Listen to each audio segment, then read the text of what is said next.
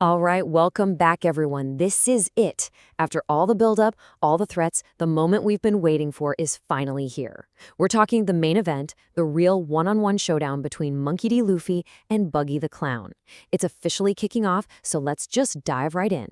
Yeah, forget all the sneaky tactics, forget that crazy near-death experience in the cage. It is finally time for these two captains to just clash. Head on.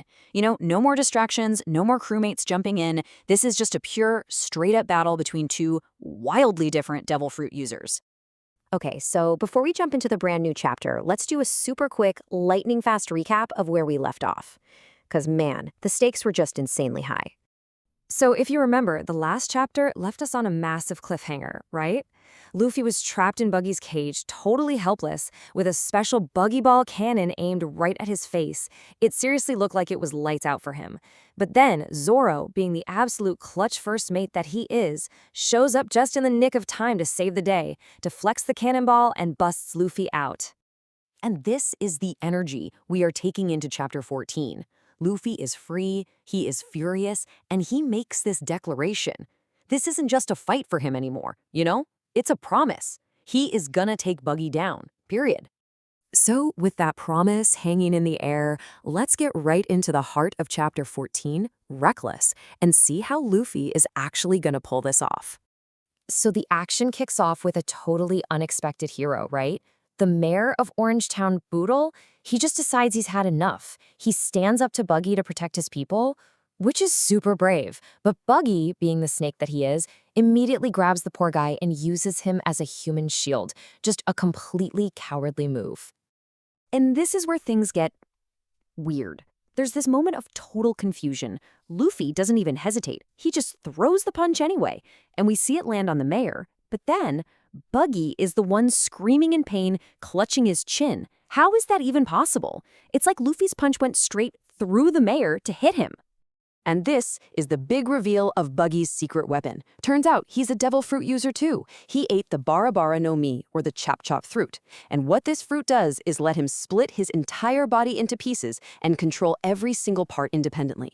So that punch, what really happened was he detached his hand to grab the mare while his main body was standing safely behind him. So clever, but so sneaky. But hey, the reveals go both ways. Just as we find out about Buggy's power, his crew sees Luffy's stretchy, rubbery nature in action, and they just freak out.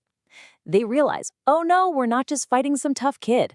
They are up against another devil fruit user, a rubber man. You can just feel the battlefield getting way more complicated. But Luffy, you gotta love him.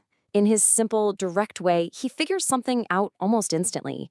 He's like, okay, Buggy can split apart, sure, but what about those parts? He sees Buggy's hand just lying there on the ground, and he just stomps on it. And guess what? Buggy screams. This is a huge discovery. The parts might be separate, but the pain is absolutely connected to the main body. And that right there, that's the genius of Luffy's so-called reckless style. He doesn't sit there and overthink things. He just acts. It's like while Buggy is playing 4D chess, calculating every move with his chop-chop powers, Luffy just walks up and flips the whole table over. It's this straightforward, gut instinct approach that is the absolute perfect counter to Buggy's tricky brain. He found a weakness not with some grand strategy, but with a simple stomp. So this whole dynamic sets up a really classic conflict. We're getting right to the core of this fight now. It's not just about who's stronger. It's a battle of totally opposite ways of thinking.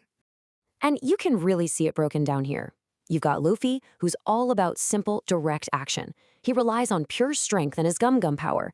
Then you've got Buggy the Clown, who is deceptive, tricky, all about those underhanded tactics and his chop-chop fruit. It's just a fantastic clash of styles, isn't it? It's like raw power trying to catch smoke. Okay, so while these two devil fruit users are going at it, let's not forget about the third key player on the field. Just watching everything from the sidelines, yeah, what about Nami? What's her deal in all this? Whose side is she really on? Right, so Nami's playing a totally different game than everyone else here. She only pretended to join Buggy's crew so she could get close to his treasure, and what she's really after is that map to the Grand Line.